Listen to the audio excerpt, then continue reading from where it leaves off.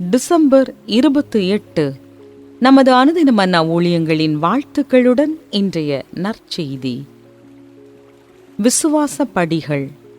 இன்றைய வேதாகம பகுதி யாத்ராகமம் 2:1-10 வரை.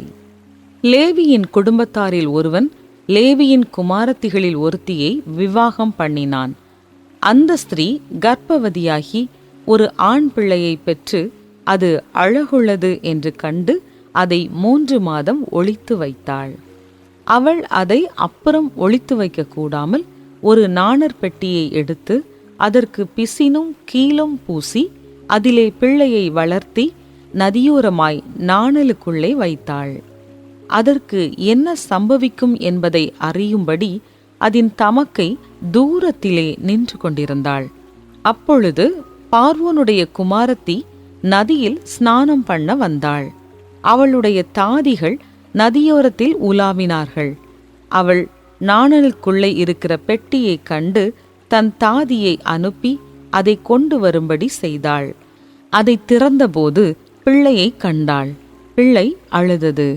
அவள் அதின்மேல் இரக்கமுற்று, இது எபிரெயர் பிள்ளைகளில் ஒன்று என்றாள். அப்பொழுது அதன் தமக்கை பார்வோனின் குமாரத்தியை நோக்கி, உமக்கு இந்த பிள்ளையை வளர்க்கும்படி எபிரெய ஸ்திரீகளில் பால் கொடுக்கிற ஒருத்தியை நான் போய் உம்மிடத்தில் அழைத்து கொண்டு வரட்டுமா என்றாள். அதற்கு பார்வோனுடைய குமாரத்தி, அழைத்து கொண்டு வா என்றாள். இந்த பெண் போய் பிள்ளையின் தாயையே அழைத்து கொண்டு வந்தாள்.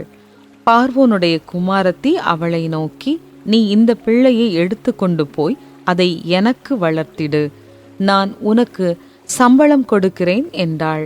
அந்த ஸ்திரீ பிள்ளையை எடுத்து கொண்டு போய் அதை வளர்த்தாள். பிள்ளை பெரிதான போது அவள் அதை பார்வோனுடைய குமாரத்தியினிடத்தில் கொண்டு போய் விட்டாள். அவளுக்கு அவன் குமாரனானான். அவள் அவனை ஜலத்தினின்று எடுத்தேன் என்று சொல்லி அவனுக்கு மோசே என்று பெயரிட்டாள். முக்கிய வசனம்.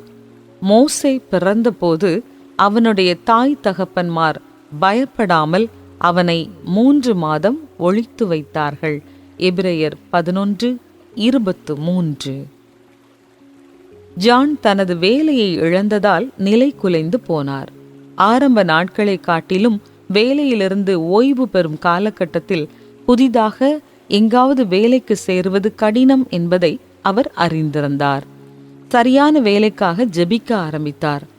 பின்னர் ஜான் வேலைக்கான தனது சுய விபர குறிப்பை புதுப்பித்து நேர்காணல் பயிற்சி குறிப்புகளையும் படித்தார். மேலும் தொலைபேசியில் நிறைய பேரிடம் பேசினார். விண்ணப்பித்த பல வாரங்களுக்கு பிறகு அவர் ஒரு சிறந்த பணி நேரம் மற்றும் எளிதான பயணத்துடன் புதிய வேலையை ஏற்றுக்கொண்டார். அவருடைய உண்மையுள்ள கீழ்ப்படிதலும் தேவனின் போஷிப்பும் சரியான நேரத்தில் சந்தித்தன.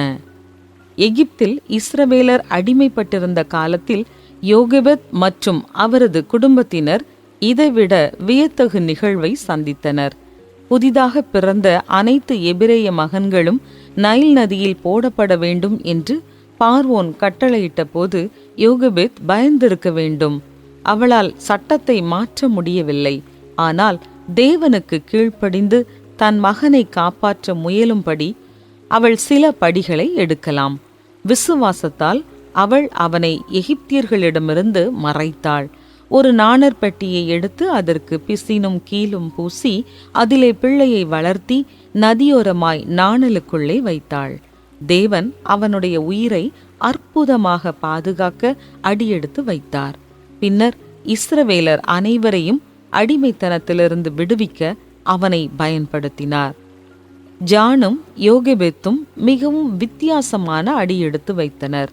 ஆனால் 2 சம்பவங்களும் விசுவாசம் நிறைந்த செயல்களால் அடையாளப்படுத்தப்படுகின்றன. பயம் நம்மை முடக்கிவிடும். நாம் நினைத்தது அல்லது எதிர்பார்த்தது போன்ற பலன் இல்லாவிட்டாலும் அதன் விளைவை பொருட்படுத்தாமல் தேவனின் நற்குணத்தில் நம்பிக்கை வைக்க விசுவாசம் நமக்கு பலன் அளிக்கிறது. நீங்கள் எப்போது பயத்தில் அல்லது கவலையில் உறைந்து போவீர்கள்? தேவனை கனப்படுத்தும் அடுத்த அடியை நீங்கள் விசுவாசத்தில் எவ்வாறு எடுத்து வைக்க முடியும்?